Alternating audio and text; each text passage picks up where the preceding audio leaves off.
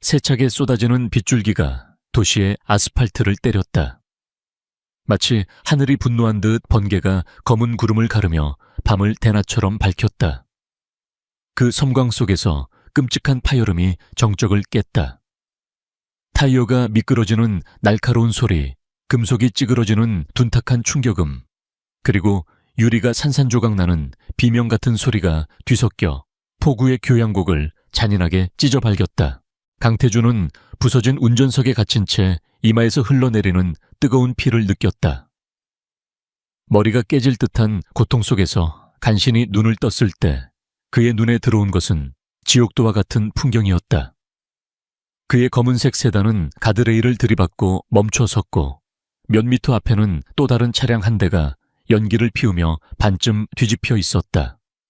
두 대의 차 두 개의 운명, 심장이 얼어붙는 듯한 공포가 그의 온몸을 덮쳤다. 그의 아내 한서연. 그녀는 지금 자신의 옆 조수석에 있어야 했다. 하지만 오늘은 이례적으로 각자 차를 몰고 저녁 식사 장소로 향하던 길이었다. 서연이 탄 흰색 벤츠는 그의 차보다 앞서가고 있었다. 그리고 지금 그의 눈앞에서 처참하게 부서져 있는 차가 바로 아내의 차였다. 세워연아. 목소리는 나오지 않았다. 그는 안간힘을 써서 구겨진 차 문을 밀어냈다. 온몸의 뼈마디가 비명을 질렀지만 그는 고통을 느낄 겨를도 없었다. 비틀거리며 차 밖으로 나온 그의 눈에 두 개의 선택지가 들어왔다. 왼쪽에는 운전석 문이 위태롭게 열린 채 임신한 배를 감싸 쥔 아내 한서연이 희미한 신음을 흘리고 있었다. 오른쪽에는 그와 충돌한 뒤 멈춰선 차에서 그의 옛 연인 최유라가 창백한 얼굴로 이쪽을 바라보고 있었다. 시간이 멈춘 것 같았다. 빗소리도 천둥 소리도 들리지 않았다. 오직 두 여자의 모습만이 그의 망막에 선명하게 새겨졌다. 한서연, JK그룹의 안주인이자 그의 두 아이의 엄마, 그리고 지금 뱃속에 쌍둥이를 품고 있는 여자. 그녀와의 결혼은 처음부터 비즈니스였다. 위태롭던 JK그룹을 살리기 위해 그는 유망한 중소기업 사장의 외동딸이었던 그녀와 정략 결혼을 했다. 사랑은 없었다. 지난 5년간 그녀는 완벽한 아내였다. 조용하고 현명했으며 언제나 그의 뒤에서 그림자처럼 내조했다. 그녀의 존재는 공기처럼 당연했고 그래서 그는 단 한 번도 그녀의 무게를 진지하게 생각해 본 적이 없었다. 그녀의 눈동자는 깊고 고요했지만 지금 그 눈동자에는 절박함과 희미한 희망이 뒤섞여 있었다. 그녀는 그를 남편이자 아이들의 아버지를 바라보고 있었다. 최유라. 그의 첫사랑이자 유일한 사랑이라 믿었던 여자. 집안의 반대로 헤어져야만 했던, 그래서 늘 가슴속에 아련한 상처로 남아있던 이름. 몇 달 전 그녀는 이혼의 아픔을 안고 그의 앞에 다시 나타났다. 약하고 가녀리고 세상의 풍패 금방이라도 부서질 것 같은 모습으로. 그녀는 그에게 위로를 구했고 그는 기꺼이 그녀의 안식처가 되어주었다. 그는 그것이 과거에 대한 부채감 때문이라고 스스로를 속였지만 사실은 꺼진 줄 알았던 불씨가 다시 타오르고 있음을 알고 있었다. 지금 유라는 운전대에 기댄 채 금방이라도 울음을 터뜨릴 듯한 눈으로 그를 애처롭게 부르고 있었다. 태준 씨. 그 목소리는 빗소리를 뚫고 그의 심장을 파고들었다. 세어연아. 그는 본능적으로 아내의 이름을 불렀다. 하지만 그의 발걸음은 다른 방향으로 향하고 있었다. 머리는 서연에게 가야 한다고 소리치고 있었다. 그녀는 그의 아내이고 뱃속에는 그의 아이들이 있다. JK그룹의 후계자가 될지도 모르는 아이들. 이성적으로는 너무나 명백한 선택이었다. 하지만 그의 가슴은 유래계로 향했다. 연약한 그녀를 이대로 내버려 둘 수 없다는 생각이 모든 이성을 마비시켰다. 서연은 강한 여자다. 언제나 그랬다. 혼자서도 잘 해낼 것이다. 하지만 유라는 다르다. 그녀는 자신이 없으면 안 된다. 그 순간 강태준의 머릿속에서 모든 것이 합리화되기 시작했다. 이것은 사랑이 아니라 책임감이다. 불쌍한 여자를 외면할 수 없는 인간적인 도리일 뿐이다. 그는 한서연의 눈을 외면했다. 희미한 희망이 절망으로 바뀌는 그 순간을 그는 차마 마주할 용기가 없었다.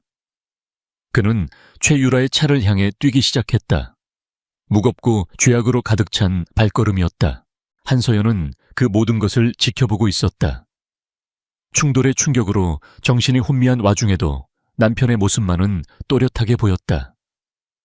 그가 비틀거리며 자신의 차에서 나오는 순간 그녀는 안도의 한숨을 내쉬었다. 다행이다.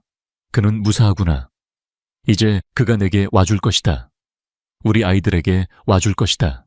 하지만 그의 시선은 그녀를 지나쳐 다른 곳에 닿았다.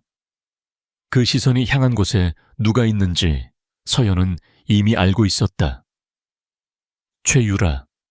그 이름은 지난 몇 달간 보이지 않는 가시가 되어 그녀의 심장을 찔러왔다. 남편의 셔츠에 묻어있던 낯선 향수 냄새, 잦아진 외박, 그리고 그의 눈에 떠오르던 과거의 그림자. 그녀는 모든 것을 알면서도 모른 척했다. 가정을 지키기 위해, 아이들을 위해. 그리고 어쩌면 아주 조금은 남아있을지도 모르는 그의 마음에 대한 미련 때문에 이제 그 마지막 미련마저 산산조각 났다.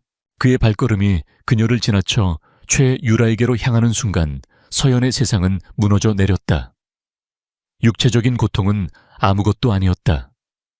배를 쥐어짜는 듯한 통증보다 더 아픈 것은 심장이 얼음 파편에 찔린 듯한 차가운 절망감이었다. 태준 씨, 그녀의 목소리는 빗속에 묻혀 그에게 닿지 않았다. 그는 뒤도 돌아보지 않았다. 그녀와 뱃속의 아이들은 그의 세상에서 완벽하게 지워진 듯 했다. 서연은 천천히 눈을 감았다. 눈물조차 흐르지 않았다.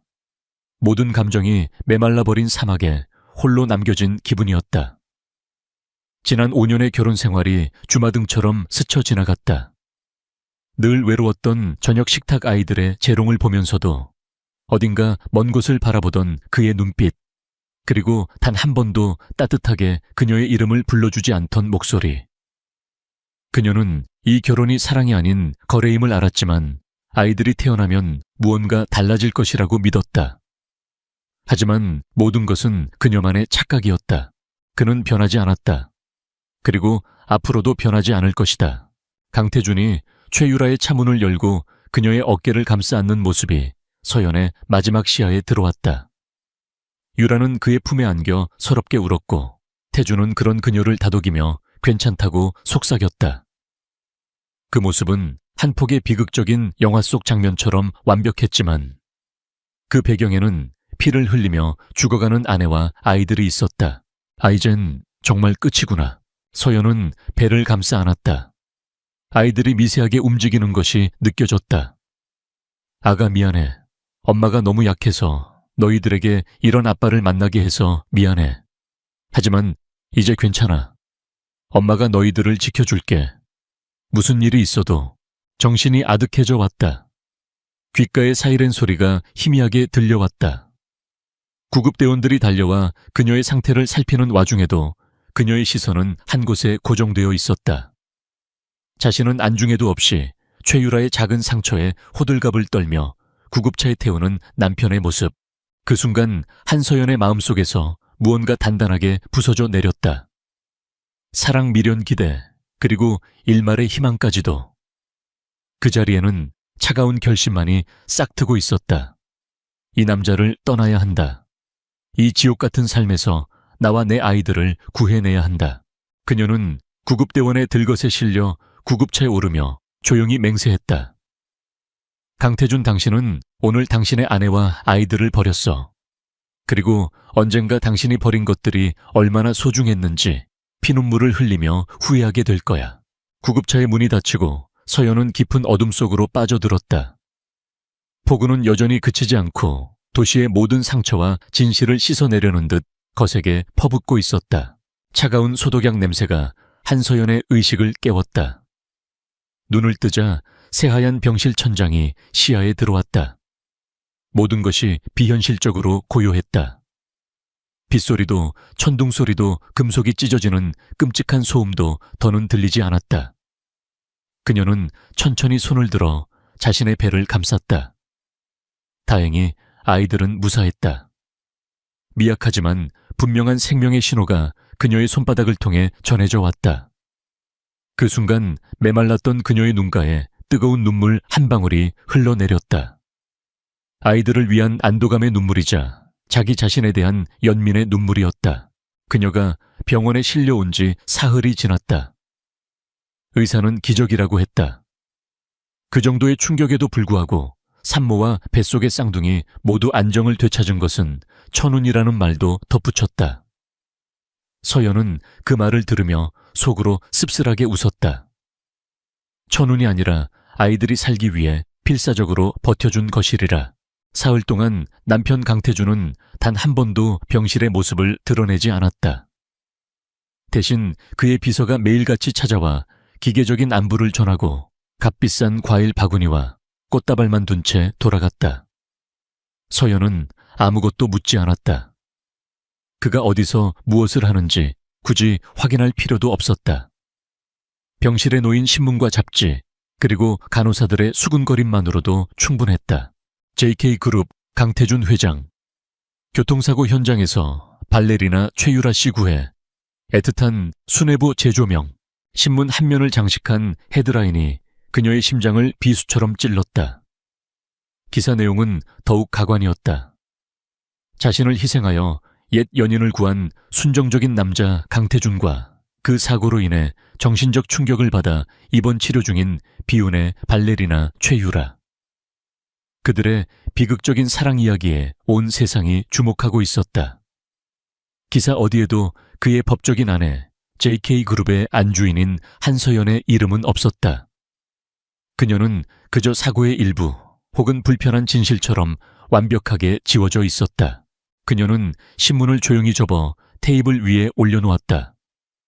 분노도 슬픔도 느껴지지 않았다. 그저 모든 것이 명확해졌을 뿐이다. 그날 밤 빗속에서 그가 그녀를 외면하고 다른 여자에게 달려갔을 때 이미 그녀의 마음속 모든 미련은 죽었다. 지금 남은 것은 차가운 이성과 현실 인식뿐이었다. 그녀는 침대 옆 호출 버튼을 눌렀다. 잠시 후 들어온 간호사에게 그녀는 나지막하지만 단호한 목소리로 말했다. 개인 전화 한 통만 쓰고 싶어요. 제 것은 사고 때 부서져서. 간호사에게 빌린 전화로 그녀는 단 한 곳에만 연락했다. 오랫동안 잊고 지냈던, 그러나 그녀가 세상에서 유일하게 믿을 수 있는 사람이었다. 나야 서연이. 수화기 너머에서 잠시 침묵이 흘렀다. 이내 믿을 수 없다는 듯한 목소리가 들려왔다. 한서연, 정말 너야. 이게 몇 년 만이야. JK그룹 사모님께서 이 누추한 곳엔 어쩐 일로. 도와줘 민준 선배. 그녀의 목소리에 담긴 절박함을 느꼈는지 장난기 섞인 상대의 목소리가 순식간에 진지해졌다. 무슨 일이야? 목소리가 왜 그래? 이민준. 대학 시절 그녀와 함께 경영전략 동아리를 이끌었던 명석한 선배였다. 그는 언제나 정해진 틀을 깨는 창의적인 전략가였고 서연의 잠재력을 가장 먼저 알아봐준 사람이기도 했다. 졸업 후 그는 대기업에 들어가는 대신 작은 보안 컨설팅 회사를 차려 자신만의 길을 걷고 있었다. 내가 사라져야겠어. 아무도 모르게 그림자처럼. 서연은 지난 며칠간 머릿속으로 그려온 계획의 윤곽을 털어놓았다. 이민주는 말없이 그녀의 이야기를 끝까지 들었다. 그녀의 이야기가 끝나자 그는 깊은 한숨과 함께 말했다. 그 인간 내가 언젠가 그럴 줄 알았지. 준비는 됐어. 한번 시작하면 돌이킬 수 없어. 아이들을 위해서라도 더는 이렇게 살 수 없어. 알았어. 필요한 건 뭐든지 말해. 강태준이 가진 JK의 정보망을 피하려면 보통 준비로는 안 될 거야. 돈 신분 거쳐. 모든 게 필요해. 그때부터 한서연의 조용한 전쟁이 시작되었다. 그녀는 강태준의 아내로 살아온 지난 5년간 철저히 자신을 숨기고 살아왔다. 하지만 그녀는 본래 유약한 사람이 아니었다. 결혼 전 그녀는 아버지의 중소기업에서 실무를 배우며 누구보다 뛰어난 사업 수완과 기획력을 보여주었다. 강태준과 JK그룹이 원했던 것은 그녀의 배경이었지 그녀의 능력이 아니었다. 그래서 그녀는 자신의 발톱을 숨기고 순한 양처럼 살아왔을 뿐이다. 이제 그 발톱을 다시 꺼내야 할 때가 왔다. 그녀는 병실 침대에 누워 이민준이 몰래 가져다준 태블릿 PC로 모든 것을 계획하고 지시했다. 첫 번째는 자금 확보였다. 결혼 전 아버지에게 물려받은 유산과 그녀 명의의 비상장 주식들. 강태준은 그것들을 하찮게 여겨 단 한 번도 관심을 두지 않았다. 서연은 이민준의 도움을 받아 그것들을 모두 현금화하고 여러 단계의 자금 세탁을 거쳐 추적이 불가능한 해외 계좌와 암호화폐 지갑으로 옮겼다. 또한 강태준이 선물이라며 던져주었던 보석과 미술품 중 법적으로 온전히 그녀의 소유임이 증명되는 것들만 골라 비밀리에 처분했다. 그녀가 다시 일어서기 위한 최소한의 종잣돈이었다. 두 번째는 아이들이었다. 그녀는 친정 부모님께 연락해 두 아이, 7살짜리 아들 시우와 5살 배기, 딸 시아를 데리고 동해안의 한적한 해변 마을로 장기 여행을 떠나달라고 부탁했다. 아이들이 갑작스러운 환경 변화에 충격받지 않도록 그리고 강태준의 의심을 피하기 위한 최선의 방법이었다. 엄마 아빠는 같이 안 가요. 영상통화 너머로 묻는 아들의 순진한 질문에 가슴이 미어지는 것 같았지만 서연은 애써 미소를 지으며 답했다. 아빠는 지금 아주 바쁜 일이 있거든. 일이 끝나면 엄마랑 같이 시우 보러 갈게. 할아버지 할머니 말씀 잘 듣고 있어야 해. 마지막으로 자신의 흔적을 지우는 일이었다. 그녀는 JK그룹의 감시망을 완벽하게 따돌려야 했다. 이민준의 팀이 움직이기 시작했다. 그녀의 통신기록, 금융거래 내역, 인터넷 사용기록 등 모든 디지털 발자국이 지워졌다. 동시에 그녀와 아이들의 새로운 신분을 위조하는 작업도 은밀하게 진행되었다. 퇴원 날이 밝았다. 예상대로 강태준은 오지 않았다. 대신 지난번과 같은 비서가 병원비를 수납하고 그녀를 데리러 왔다. 사모님 회장님께서는 최유라 씨 병간호 때문에 부득이하게 됐어요. 서연은 비서의 말을 차갑게 끊었다. 설명하지 않아도 알아. 그녀의 목소리는 얼음장처럼 차가웠다.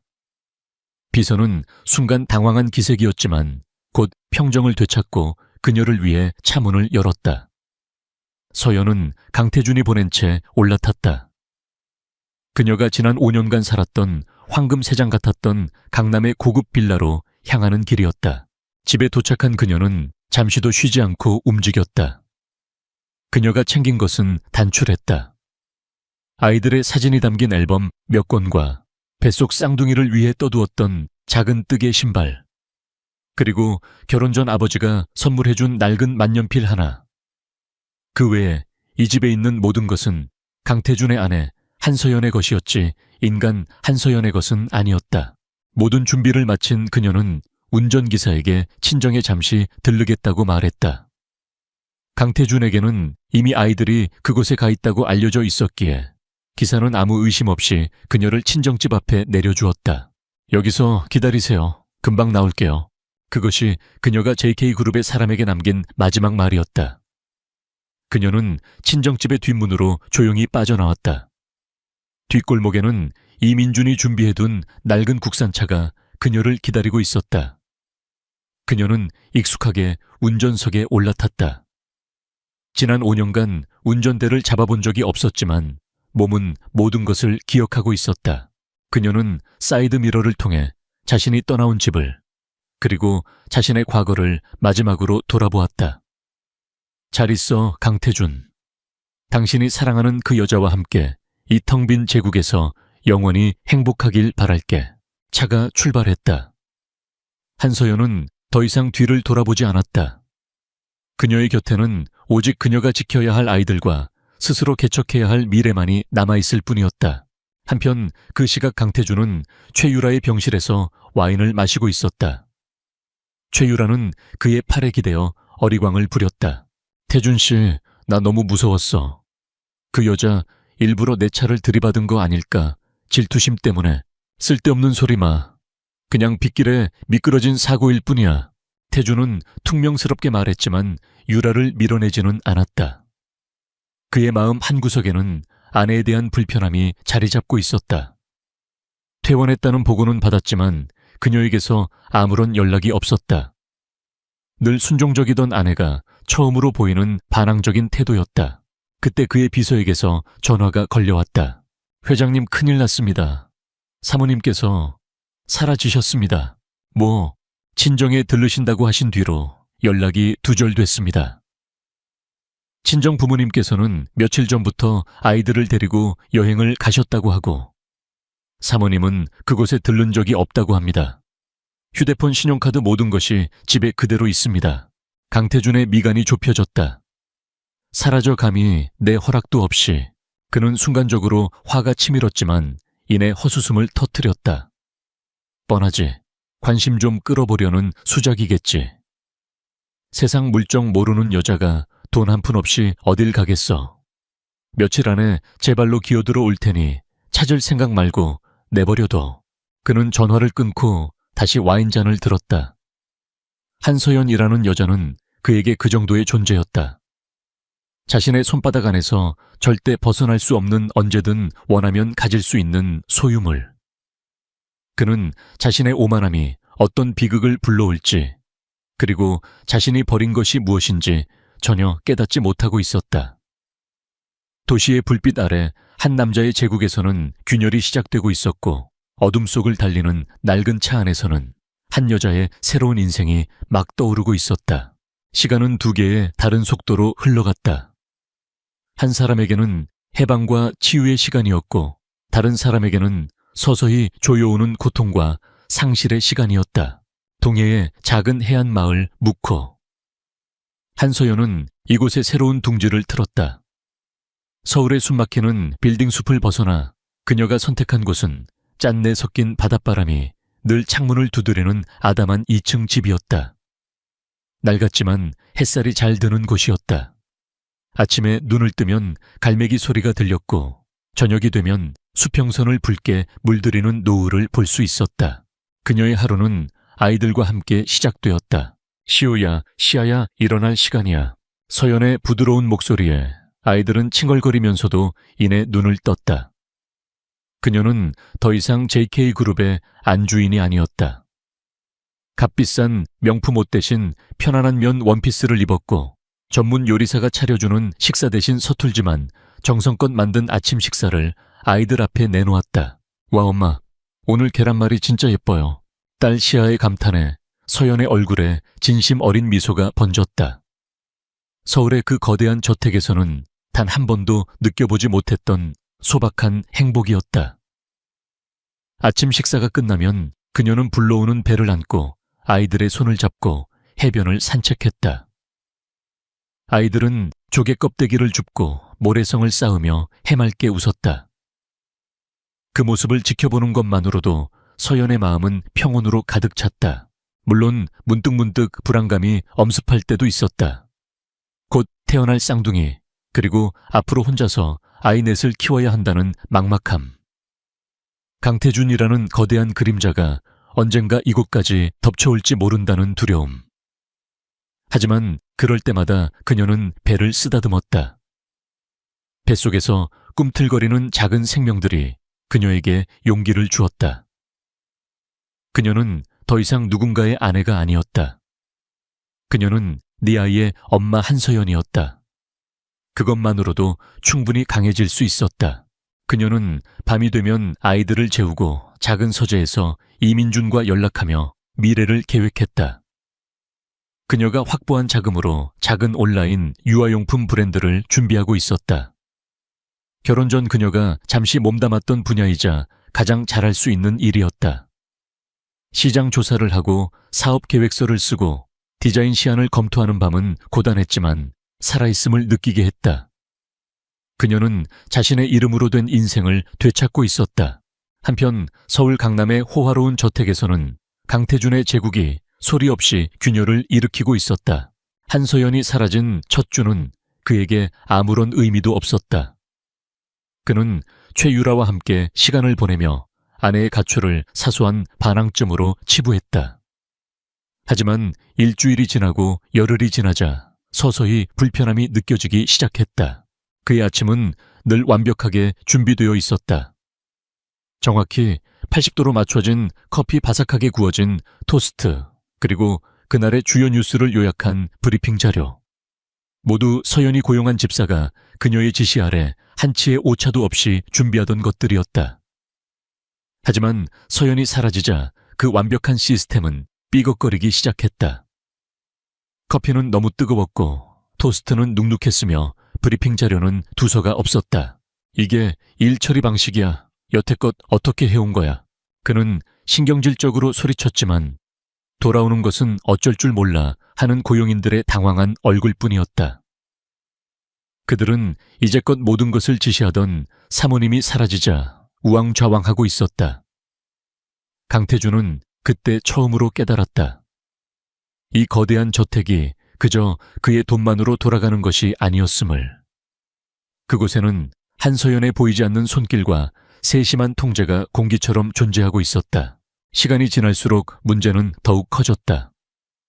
그의 사회적 네트워크에 구멍이 뚫리기 시작했다. 정재계 인사들의 아내들 모임, 그가 소홀히 했던 자선 파티 중요한 비즈니스 파트너의 결혼 기념일.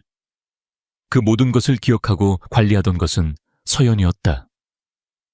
그녀는 조용히 그의 뒤에서 JK그룹의 내조 외교를 책임지고 있었다. 어느 날 중동의 큰손인 알파임 회장으로부터 연락이 왔다. 그는 JK그룹의 중요한 투자자였다. 강 회장 내 아내가 당신의 아내를 몹시 보고 싶어 하는군. 지난번 한국에 방문했을 때 당신 아내가 보여준 환대에 깊이 감명받았다면서 말이오. 다음 달에 다시 방문할 예정인데 그때도 당신 아내가 직접 우리를 맞아줄 수 있겠소. 강태준은 순간 말문이 막혔다. 그는 서연이 알파임 회장의 아내와 개인적인 친분을 쌓고 있었다는 사실조차 모르고 있었다. 그는 아내가 아프다는 핑계로 겨우 상황을 모면했지만 등줄기에서는 식은땀이 흘렀다. 회사에서도 마찬가지였다. 서연은 매주 수십 개의 계열사에서 올라오는 보고서를 미리 읽고 핵심만 간추려 그에게 보고했다. 그녀의 요약본은 군더더기 없이 정확해서 그는 늘 짧은 시간 안에 그룹 전체의 현황을 파악할 수 있었다. 하지만 그녀가 사라지자 그의 책상에는 산더미 같은 원본 서류가 쌓이기 시작했다. 그것들을 일일이 검토하는 것은 곤욕이었고 그의 결정은 점점 늦어지고 사소한 실수가 잦아졌다. 최유라는 서연의 빈자리를 채우려고 애썼다. 그녀는 저택의 안주인 행세를 하며 고용인들에게 이래라 저래라 지시했고 강태준의 넥타이를 골라주며 아내 역할을 흉내냈다. 하지만 모든 것이 어설펐다. 그녀의 관심은 오직 화려한 파티와 쇼핑에 있었고 저택과 회사의 실질적인 운영에는 아무런 지식도 관심도 없었다. 그녀의 존재는 강태준에게 위안이 되기는커녕 점점 더 큰 피로감과 짜증을 안겨줄 뿐이었다. 태준 씨, 나 이 드레스 어때? 다음 주 파티에 입고 가려고. 당신 옆에 서려면 이 정도는 입어줘야지. 산더미 같은 서류에 파묻혀 있던 태준은 신경질적으로 대꾸했다. 지금 그게 중요해. 당신은 이런 거 말고는 할 줄 아는 게 없어. 날카로운 그의 반응에 최유라의 얼굴이 굳어졌다. 내가 뭘 어쨌다고 그래. 당신을 위해서. 제발 좀 조용히 해줘. 머리가 터질 것 같으니까. 두 사람의 관계에도 미세한 균열이 생기기 시작했다. 과거의 아련한 추억만으로는 지독한 현실의 문제들을 덮을 수 없었다. 어느 날 밤 늦게까지 이어진 회의를 마치고 텅 빈 집으로 돌아온 강태준은 처음으로 지독한 공허함과 마주했다. 현관에는 불이 꺼져 있었고 그를 맞아주는 사람은 아무도 없었다. 그는 습관처럼 2층 아이들 방으로 올라갔다. 문을 열자 먼지가 쌓인 고요한 어둠만이 그를 반겼다. 아이들의 웃음소리도 책을 읽어주던 서연의 나지막한 목소리도 없었다. 그는 멍하니 아이들의 침대에 걸터 앉았다. 그리고 그제야 깨달았다. 자신이 잃어버린 것이 단순히 아내라는 존재만이 아니라는 것을. 그는 가정을 잃었다. 온기와 안정감, 그리고 그가 당연하게 여겼던 모든 것들을 잃어버린 것이다. 한서연, 그는 처음으로 아내의 이름을 나지막이 불렀다. 목소리는 공허하게 텅 빈 방을 울렸다. 지금까지의 분노와 짜증과는 다른 정체 모를 감정이 그의 심장을 옥죄어 왔다.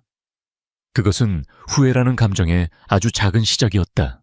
같은 시각 수백 킬로미터 떨어진 묵호의 작은 집. 한서연은 창가에 앉아 잔잔한 밤바다를 바라보고 있었다. 뱃속의 아이들이 부드럽게 발길질을 했다.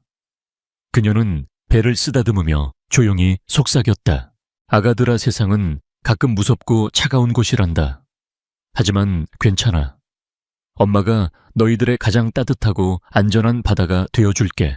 그녀의 얼굴에는 지난 5년간 단 한 번도 찾아볼 수 없었던 깊고 온화한 평온함이 깃들어 있었다. 텅 빈 제국에서 공허함에 몸부림치는 한 남자와 모든 것을 버리고 떠난 곳에서 비로소 자신의 세상을 찾은 한 여자.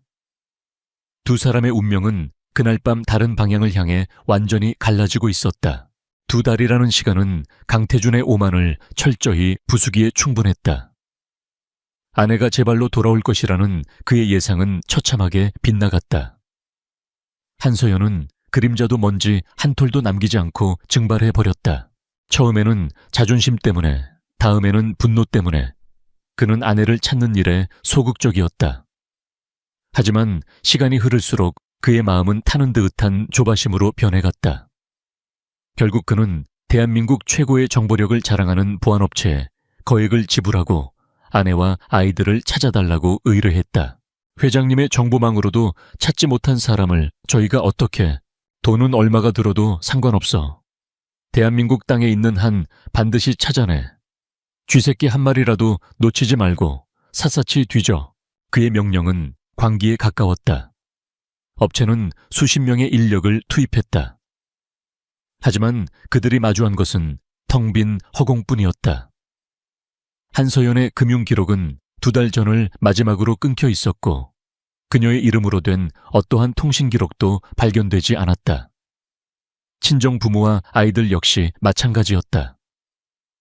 마치 네 사람이 처음부터 세상에 존재하지 않았던 사람들처럼 모든 흔적이 지워져 있었다. 이게 말이 된다고 생각하나 대한민국에서 사람이 이렇게 감쪽같이 사라지는 게. 강태준은 보고서를 집어던지며 포효했다. 회장님, 이건 보통 솜씨가 아닙니다. 사모님을 돕는 전문가가 있는 것 같습니다. 저희의 모든 추적 경로를 역으로 읽고 한 발 앞서 흔적을 지우고 있습니다. 마치 저희의 움직임을 손바닥 보듯 꿰뚫고 있는 것처럼. 전문가의 조력. 강태준은 그 말을 곱씹었다. 순종적이고 세상 물정 모르던 아내가 대체 누구의 도움을 그는 알 수 없는 배신감과 질투심에 휩싸였다. 아내의 부재는 그의 개인적인 삶뿐만 아니라 JK그룹이라는 거대한 제국마저 흔들기 시작했다. 특히 그가 야심차게 추진하던 유럽의 바이오 기업 인수합병건에서 문제가 터졌다. 협상은 막바지 단계에 있었지만 상대 기업의 회장이 갑자기 미온적인 태도로 돌아섰다. 이유가 뭐랍니까? 우리가 제시한 조건이 부족하답니까? 그런 문제가 아닌 것 같습니다, 회장님. 그쪽 회장님의 부인께서 사모님의 안부를 계속해서 묻는다고 합니다. 작년에 사모님께서 그분을 극진히 챙겨드렸는데 그때 두 분이 아주 각별해지셨다고. 그런데 갑자기 사모님께서 아프다는 핑계로 나타나지 않으시니 저희 쪽에 진정성을 의심하는 눈치입니다. 강태준은 할 말을 잃었다. 한서연이 단순히 사교 모임에 얼굴을 비추는 것을 넘어 그의 사업에 결정적인 역할을 하고 있었음을 그는 까맣게 모르고 있었다. 그녀는 언제나 조용했지만 그녀가 맺어온 관계들은 JK그룹에 보이지 않는 자산이었다.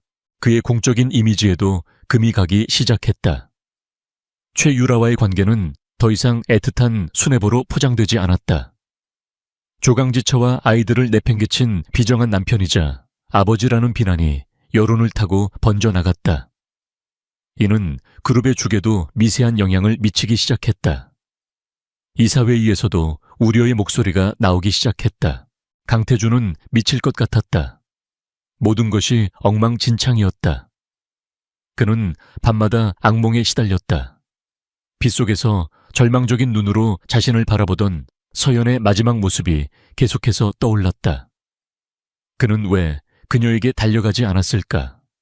왜 그 연약한 여자의 눈물에 모든 것을 걸었을까?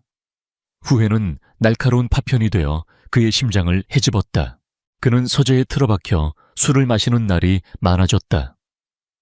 그러던 어느 날 그는 책장 깊숙한 곳에서 낡은 앨범 하나를 발견했다. 그것은 서연이 만든 가족 앨범이었다. 첫 페이지에는 낯선 젊은 여자의 사진이 있었다.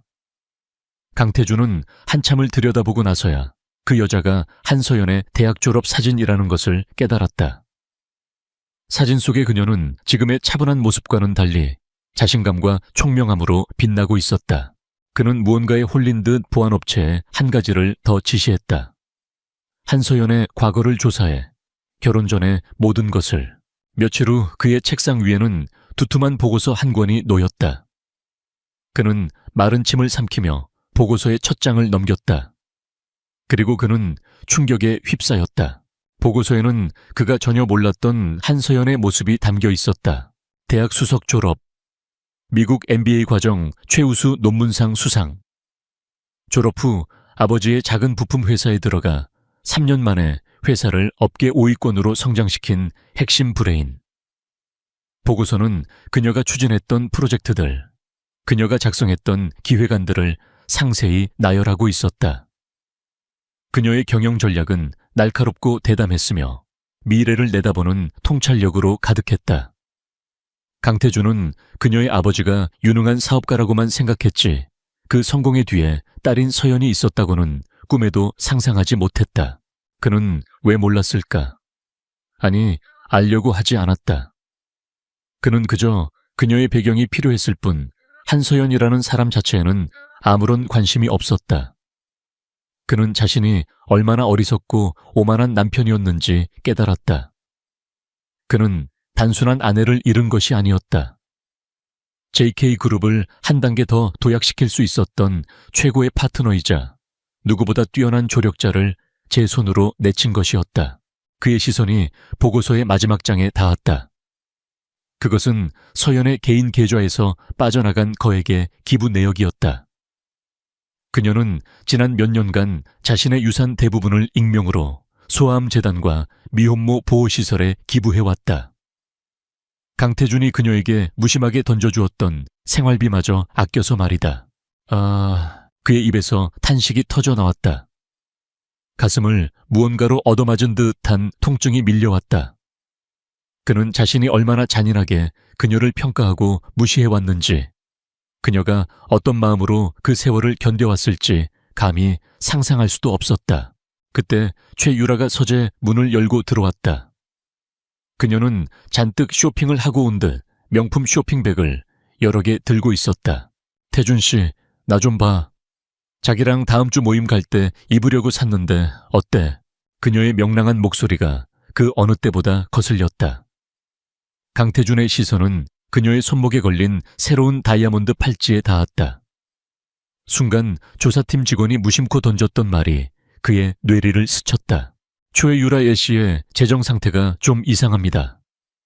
이혼 후 별다른 수입이 없었는데 최근 몇 달간 씀씀이가 굉장히 커졌습니다.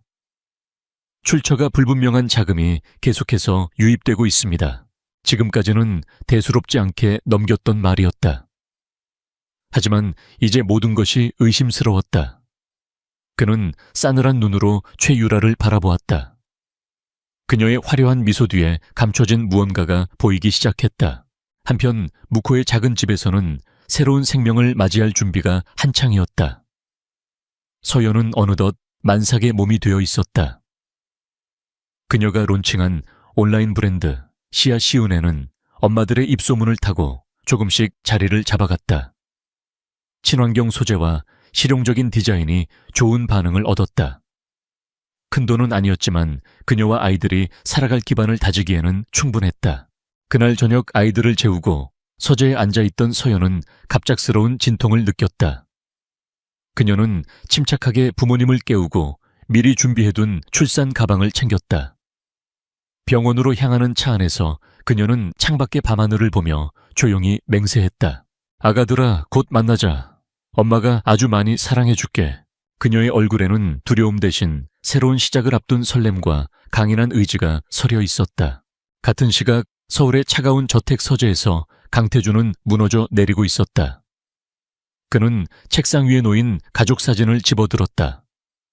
활짝 웃고 있는 시우와 시아, 그리고 그 옆에서 희미하게 미소 짓고 있는 서연. 그는 사진 속 서연의 얼굴을 손가락으로 천천히 쓸었다.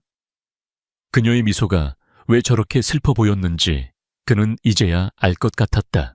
서연아, 내가 잘못했다. 제발 돌아와줘. 광기 어린 후회가 그의 온몸을 집어삼켰다. 대한민국 최고의 자리에 앉아 모든 것을 가졌다고 생각했던 남자는 자신이 가진 가장 소중한 것을 제 손으로 부서뜨렸다는 사실을 깨닫고 어린아이처럼 절규하고 있었다. 하지만 그의 울음소리는 텅 빈 저택의 벽에 부딪혀 공허한 메아리가 될 뿐 어디에도 닿지 못했다. 의심은 독버섯처럼 강태준의 마음속에서 자라났다. 한서연의 과거에 대한 보고서를 읽은 후 그의 세상은 온통 회색빛으로 변했다. 그가 진실이라고 믿었던 모든 것이 거짓이었고 거짓이라고 무시했던 모든 것 속에 진실이 숨어 있었다. 그 혼돈의 중심에는 최유라라는 여자가 있었다.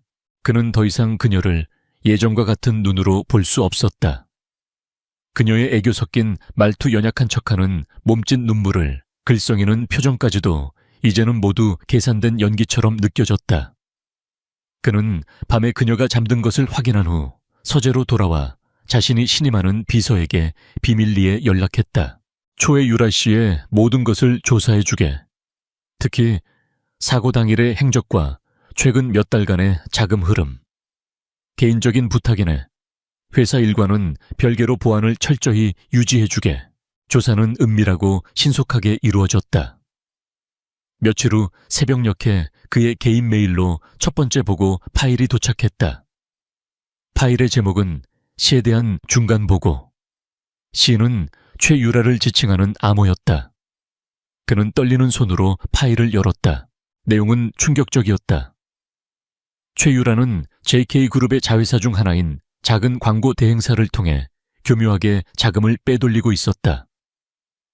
그녀는 유령 회사를 여러 개 세우고 허위 계약을 통해 광고 제작비를 부풀리는 방식으로 지난 몇 달간 수십억 원을 횡령했다. 그녀가 사치스러운 생활을 유지하고 강태준의 환심을 살 수 있었던 돈의 출처가 바로 JK그룹, 즉 한서연이 보이지 않는 곳에서 피땀 흘려 지키려 했던 그의 제국이었다. 분노가 머리끝까지 치밀었지만 강태준은 이를 악물고 참았다. 이것은 시작에 불과했다. 그는 더 깊은 진실, 그를 이토록 비참하게 만든 근본적인 원인을 알아야 했다. 며칠이 더 흘렀다. 두 번째 보고 파일이 도착했다. 그날 밤 강태준은 서재의 모든 불을 끈 채 모니터의 희미한 불빛에만 의지하여 파일을 열었다. 파일 안에는 동영상 클립 하나가 첨부되어 있었다. 사고 현장 인근 차량 블랙박스 복원 영상이라는 설명이 붙어 있었다. 심장이 발밑으로 떨어지는 것 같았다. 그는 마우스를 쥔 손이 땀으로 축축해지는 것을 느끼며 재생 버튼을 눌렀다. 화면에는 그날 밤에 폭우가 쏟아지는 도로가 나타났다. 와이퍼가 쉴 새 없이 움직이며 빗물을 닦아내고 있었다. 잠시 후 익숙한 흰색 벤츠 한 대가 화면 안으로 들어왔다. 한서연의 차였다. 그 뒤를 그의 검은색 세단이 따르고 있었다. 그리고 반대편 차선에서 또 다른 차 한 대가 나타났다. 최유라의 차였다. 영상의 속도는 느리게 재생되고 있었다. 세 대의 차가 교차하는 바로 그 순간 끔찍한 일이 벌어졌다.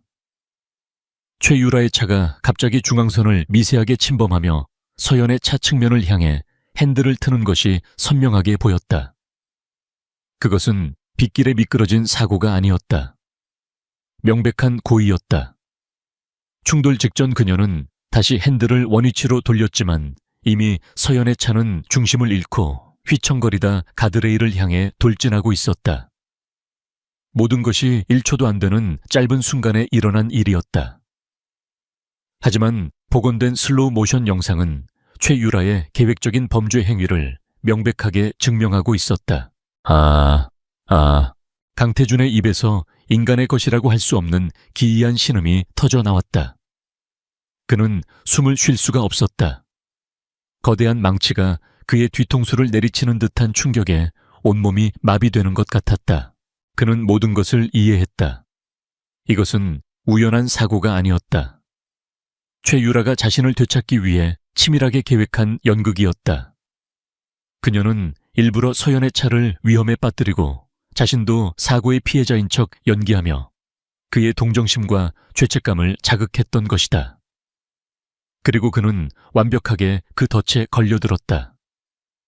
그는 아내와 뱃속의 아이들이 죽어가는 순간에 자신을 파멸로 이끈 악마의 손을 잡고 있었던 것이다. 자신이 얼마나 어리석고 눈이 멀었으며 잔인했는가. 그는 모니터 앞에 주저앉아 오열하기 시작했다. 후회와 자기 혐오가 온몸을 갈기갈기 찢는 것 같았다. 그는 빗속에서 자신을 바라보던 서연의 마지막 눈빛을 떠올렸다. 그 눈빛은 원망이 아니었다. 체념과 깊은 슬픔이었다. 그녀는 아마 모든 것을 알고 있었을지도 모른다.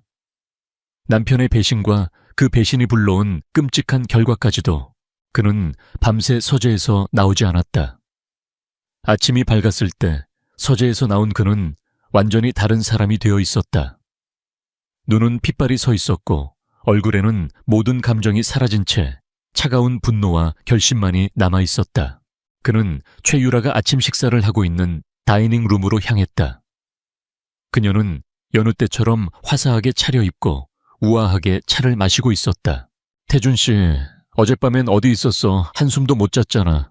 그녀는 애교 섞인 투정을 부리며 그에게 다가왔다.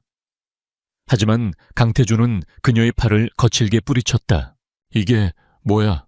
그는 그녀의 앞에 태블릿 PC를 던졌다. 화면에는 그녀가 유령 회사를 통해 자금을 횡령한 내역이 빼곡히 정리되어 있었다. 최유라의 얼굴이 순간 하얗게 질렸다. 태준 씨, 이건 무슨 오해야? 난 모르는 일이야. 모르는 일. 강태준의 목소리는 얼음처럼 차가웠다. 그는 다른 영상을 재생했다. 그날 밤의 블랙박스 영상이었다.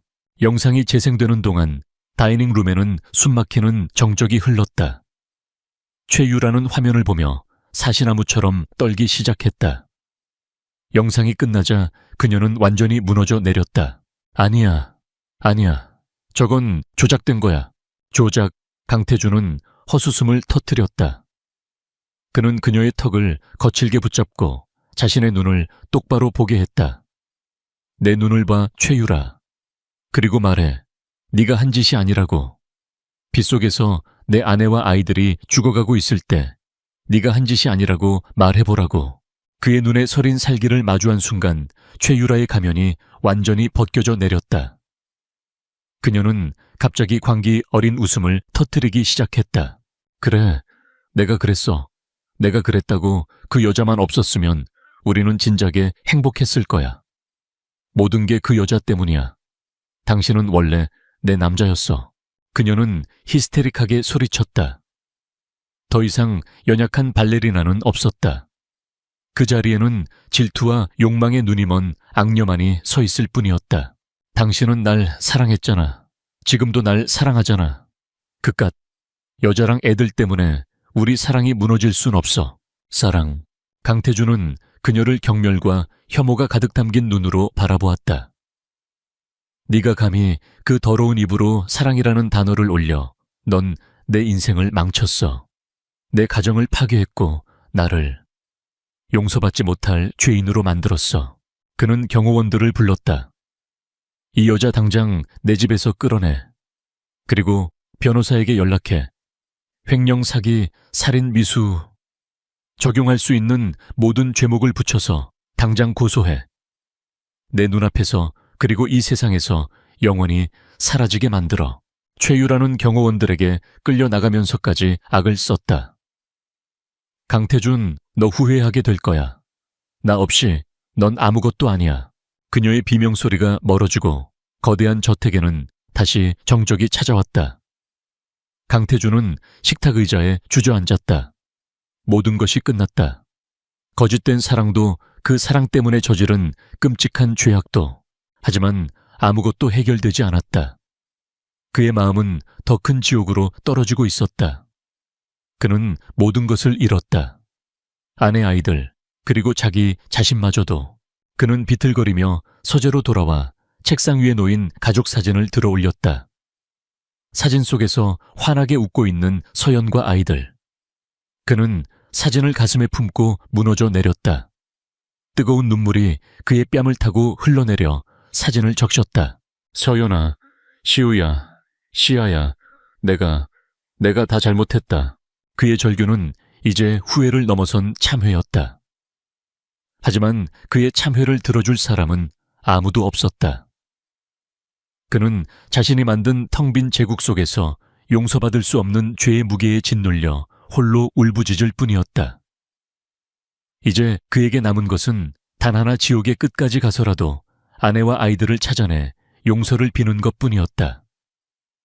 설령 그들이 영원히 그를 용서하지 않는다 해도 최유라가 법의 심판을 받고 강태준의 세상에서 완전히 사라진 후 그의 삶에 남은 유일한 목표는 한서연과 아이들을 찾는 것이었다. 그것은 더 이상 JK그룹 회장의 오만한 소유욕이 아니었다. 죄를 지은 한 남자의 처절한 속죄 행위였다. 그는 회사의 모든 일을 전문 경영인에게 맡기고 자신은 그림자처럼 전국을 떠돌았다. 그가 가진 모든 정보력과 재력을 쏟아부었지만 서연의 흔적은 여전히 오리무중이었다. 그녀를 돕는 조력자 이민준의 방어막은 철옹성 같았다. 강태준은 대한민국 땅이 이렇게 넓고 한 사람을 숨기는 것이 이토록 어려운 일인지 처음으로 깨달았다. 몇 달이 흘렀다. 계절이 2번 바뀌고 강태준은 수척해질 대로 수척해졌다. 그의 눈은 깊게 패였고 값비싼 수트는 먼지 쌓인 점퍼로 변해 있었다. 그는 더 이상 제국의 황제가 아니었다. 그는 그저 길 잃은 영혼이었다. 그러던 어느 날 기적처럼 작은 실마리가 잡혔다. 그가 고용한 팀이 수만 개의 CCTV 영상을 분석하던 중 동해의 한 작은 도시 병원에서 찍힌 흐릿한 영상을 발견한 것이다. 만삭의 여인이 2아이와 노부부의 부축을 받으며 병원으로 들어가는 모습이었다. 화질이 너무 좋지 않아 얼굴을 식별할 수는 없었지만 강태준은 직감했다. 서연이었다. 영상 속 날짜는 서연이 사라진 지 8개월이 지난 시점이었다. 쌍둥이의 출산일이 임박했을 때였다. 그는 즉시 차를 몰아 동해시로 향했다. 서울에서 묵호까지 4시간이 넘는 거리를 그는 단 한 번도 쉬지 않고 달렸다. 그의 심장은 터질 듯이 뛰었다. 드디어 그녀를 만날 수 있다는 희망과 그녀가 자신을 결코 용서하지 않을 것이라는 두려움이 뒤섞여 그를 몰아붙였다. 묵호는 그가 살아온 세상과는 전혀 다른 곳이었다. 비릿한 바다 내음 낡고 낮은 건물들, 그리고 느리게 흘러가는 시간. 그는 병원 근처를 시작으로 아이들을 데리고 있을 만한 곳을 샅샅이 뒤지기 시작했다. 며칠간의 탐문 끝에 그는 한 동네 슈퍼마켓 주인에게서 결정적인 정보를 얻을 수 있었다. 아, 서울서 온 그 젊은 엄마 말이죠. 쌍둥이 낳은. 그럼요, 알다마다요. 참하고 야무진 사람이에요. 저기 언덕 위에 있는 하얀 집, 거기 살아요. 심장이 멎는 것 같았다. 그는 떨리는 목소리로 감사 인사를 전하고 주인이 가리킨 언덕을 향해 걸어 올라갔다. 그의 발걸음은 청은망은처럼 무거웠다. 무슨 말을 해야 할까? 어떻게 용서를 빌어야 할까? 수백 수천 번을 연습했지만 막상 그녀를 마주할 생각을 하니 머릿속이 하얗게 비어버렸다. 언덕 꼭대기에 다다르자 아담한 하얀색 2층 집이 보였다. 마당에는 아이들의 작은 자전거가 세워져 있었고 빨랫줄에는 귀여운 아기 옷들이 바닷바람에 기분 좋게 나부끼고 있었다. 평화롭고 따뜻한 풍경이었다. 그가 단 한 번도 만들어주지 못했던 가정의 모습이었다. 그는 차마 문을 두드리지 못하고 집 근처의 작은 언덕바다가 한눈에 내려다 보이는 절벽가로 향했다. 그곳에서 기다리면 언젠가 그녀를 볼 수 있을 것 같았다. 얼마나 지났을까? 오후의 햇살이 부드러워질 무렵 저 멀리서 한 여인이 나타났다. 유모차 2대를 나란히 밀고 그 옆에는 훌쩍 자란 시우와 시아가 제잘거리며 걷고 있었다. 한서연이었다. 강태주는 숨을 죽였다. 2년 가까이 보지 못한 그녀는 많이 변해 있었다. 예전에 불안하고 위축된 모습은 온데간데 없었다.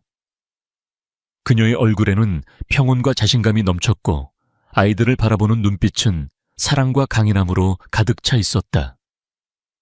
그녀는 더 이상 JK그룹의 화려한 장식품이 아니었다. 그녀는 자신의 삶을 온전히 책임지는 한 명의 독립된 인간으로 서 있었다. 그 모습이 너무나 눈부셔서 강태주는 자신이 한없이 초라하게 느껴졌다. 서연이 아이들과 함께 그가 있는 절벽 근처로 다가왔다. 아이들은 바다를 보며 환호성을 질렀다. 그 순간 서연의 시선이 그에게 닿았다. 그녀의 눈이 아주 미세하게 흔들렸다. 하지만 그것은 놀라움이나 분노가 아니었다. 길에서 우연히 마주친 낯선 사람을 보는 듯한 아주 옅은 동요였다. 엄마, 저 아저씨 누구예요? 시아가 그의 옷차림을 보고 경계하며 물었다. 서연은 아이의 머리를 부드럽게 쓰다듬으며 나지막이 말했다. 괜찮아, 시아야. 그냥 엄마가 예전에 알던 사람이야. 너희는 저쪽에서 잠시만 놀고 있을래? 아이들이 조금 떨어진 곳으로 달려가자. 서연은 천천히 그에게 다가왔다. 강태주는 마른 입술을 겨우 열었다. 세어연아. 목소리가 심하게 떨려 나왔다. 어떻게, 여긴 어떻게... 서연의 목소리는 파도 소리처럼 잔잔했다. 그 안에는 어떠한 감정도 실려 있지 않았다. 찾았어. 온 세상을 다 뒤져서 겨우 찾았어. 그는 무릎을 꿇었다. 대한민국을 호령하던 JK그룹의 회장이 남루한 행색으로 그녀의 발 앞에 무너져 내렸다. 내가 다 잘못했어. 용서해달라는 말도 할 자격 없는 거 알아. 하지만 제발 한 번만 기회를 줘. 모든 걸 다 버리고 당신과 아이들 옆에서 평생 속죄하며 살게. 그는 울면서 모든 것을 털어놓았다. 최유라의 계략, 자신의 어리석었던 선택, 그리고 그녀가 사라진 뒤 자신이 겪었던 지옥 같은 시간들. 그의 고백은 처절했고 진심이었다. 한서연은 그의 모든 말을 묵묵히 들어주었다. 그녀의 표정에는 어떠한 변화도 없었다. 그의 이야기가 끝났을 때 그녀는 깊고 고요한 눈으로 그를 내려다보았다. 일어나세요, 강태준 씨. 당신이 그런다고 해서 달라지는 건 아무것도 없어요.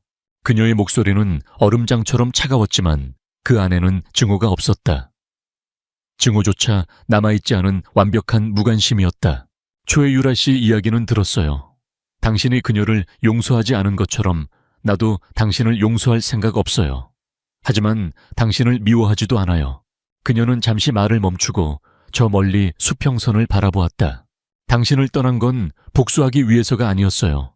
나 자신과 내 아이들을 지키기 위해서였죠. 그리고 난 해냈어요. 우리는 지금 아주 행복해요. 당신이 없어서요. 그녀의 마지막 말은 날카로운 비수가 되어 강태준의 심장에 박혔다. 당신이 없어서 행복하다. 그보다 더 잔인하고 완벽한 거절은 없었다. 난 이제 강태준의 아내 한서연이 아니에요. 그냥 시우시야. 그리고 저와 아이들 하늘이와 바다의 엄마 한서연일 뿐이에요.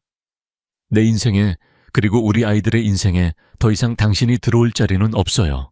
그녀는 단호했다. 그녀의 눈빛은 흔들리지 않았다. 그 순간 강태준은 깨달았다. 그는 영원히 그녀를 잃었다는 것을.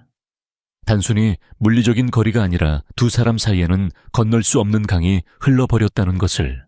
돌아가세요. 그리고 다시는 우리를 찾지 마세요. 이건 내 마지막 부탁이자 경고예요.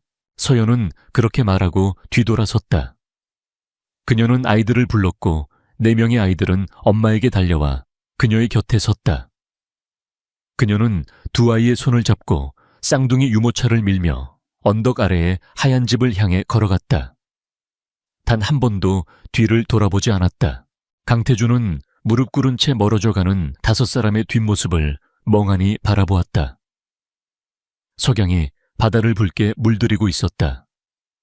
그 아름답고 평화로운 풍경 속에서 그는 완벽하게 혼자였다.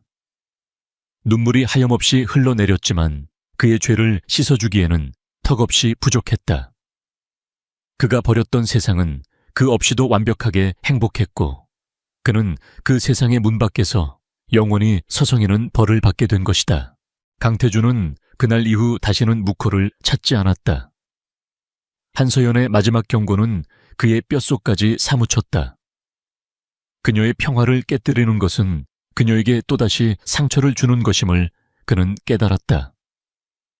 사랑이란 소유하는 것이 아니라 상대방의 행복을 멀리서나마 지켜주는 것임을 그는 너무나 늦게 그리고 너무나 아프게 배우고 있었다. 그는 서울로 돌아왔다. 하지만 예전의 강태주는 그곳에 없었다.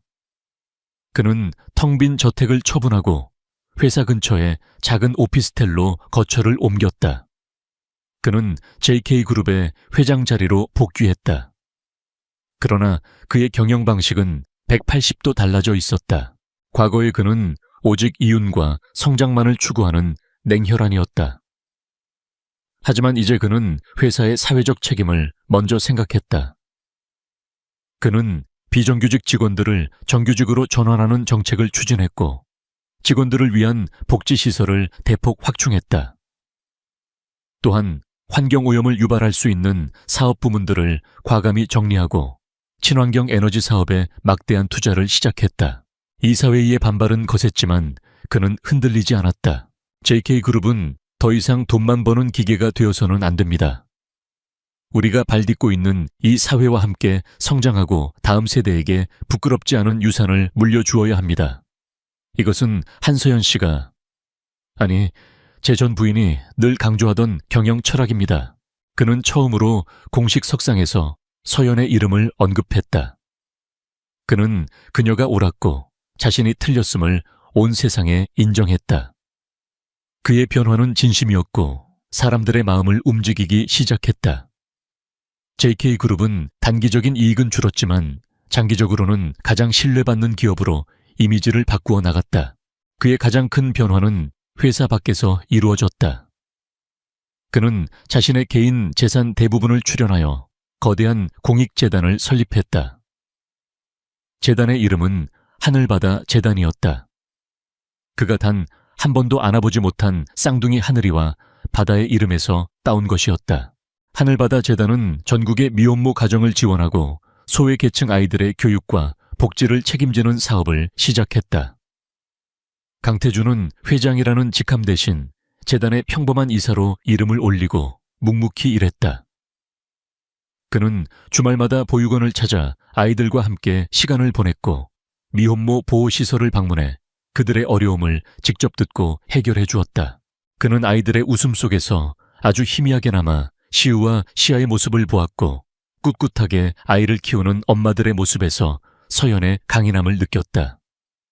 그것이 그가 자신의 아이들과 아내에게 할 수 있는 유일한 속죄의 방식이었다. 그는 언론 노출을 극도로 피했고 그의 이러한 활동은 세상에 거의 알려지지 않았다. 그는 누구의 인정도 용서도 바라지 않았다. 그저 해야 할 일을 할 뿐이었다. 시간이 흘러 5년이라는 세월이 지났다. 묵호의 작은 언덕 위 하얀 집. 한서연의 온라인 브랜드 시아시운에는 엄마들 사이에서 확고한 신뢰를 얻은 중견 브랜드로 성장했다. 그녀는 사업을 무리하게 확장하지 않고 아이들을 돌볼 수 있는 시간을 충분히 확보하며 일과 가정의 균형을 지켜나갔다. 훌쩍 자란 시우는 초등학생이 되었고 그림 그리기를 좋아하는 시아는 동네의 작은 화실에 다니고 있었다. 그리고 어느덧 5살이 된 쌍둥이 하늘이와 바다는 온 동네를 뛰어다니는 개구쟁이가 되었다. 어느 날 저녁 서연은 거실에서 아이들과 함께 뉴스를 보고 있었다. 뉴스에서는 대한민국에서 가장 존경받는 기업으로 JK그룹이 선정되었다는 소식이 흘러나왔다. 앵커는 JK그룹의 혁신적인 친환경 정책과 사회공헌 활동을 칭찬했다. 잠시 후 화면에는 하늘바다 재단의 활동을 소개하는 영상이 이어졌다. 재단의 도움으로 새로운 삶을 찾은 사람들의 인터뷰가 흘러나왔다. 강태준의 모습은 어디에도 보이지 않았지만 서연은 모든 것을 알 수 있었다. 엄마, 하늘바다래요. 우리 이름이랑 똑같아요. 하늘이와 바다가 신기하다는 듯 소리쳤다. 서연은 아이들을 꼭 안아주며 희미하게 미소 지었다. 그러게, 아주 예쁜 이름이네. 그녀의 마음은 더 이상 흔들리지 않았다. 과거는 과거일 뿐이었다. 그가 이제라도 올바른 길을 걷고 있다는 사실이 그녀에게는 아주 작은 위안이 되었다. 그걸로 충분했다. 다음 날 오후 서연은 4명의 아이들을 모두 데리고 집 근처의 언덕으로 산책을 나갔다.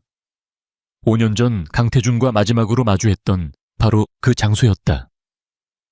아이들은 저마다 신이 나서 뛰놀았고 그 모습을 지켜보는 서연의 얼굴에는 행복감이 가득했다.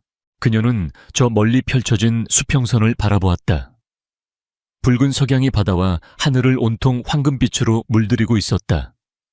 그 순간 그녀는 깨달았다. 그녀는 모든 것으로부터 자유로워졌다는 것을. 과거의 상처 미움, 그리고 사랑이라는 이름의 굴레로부터. 그녀의 곁에는 그녀가 목숨보다 사랑하는 4명의 아이들이 있었고 그녀의 발밑에는 그녀 스스로의 힘으로 일군 단단한 땅이 있었다. 그리고 그녀의 눈앞에는 끝없이 펼쳐진 미래라는 바다가 있었다. 강태준이 그녀를 용서받기 위해 어떤 삶을 살든 그것은 이제 그의 몫이었다. 그녀의 인생은 온전히 그녀의 것이었다. 어쩌면 아주 먼 훗날 아이들이 모두 자란 뒤에 두 사람은 그저 오래전 인연이었던 사람으로 서로를 담담하게 마주할 날이 올지도 모른다.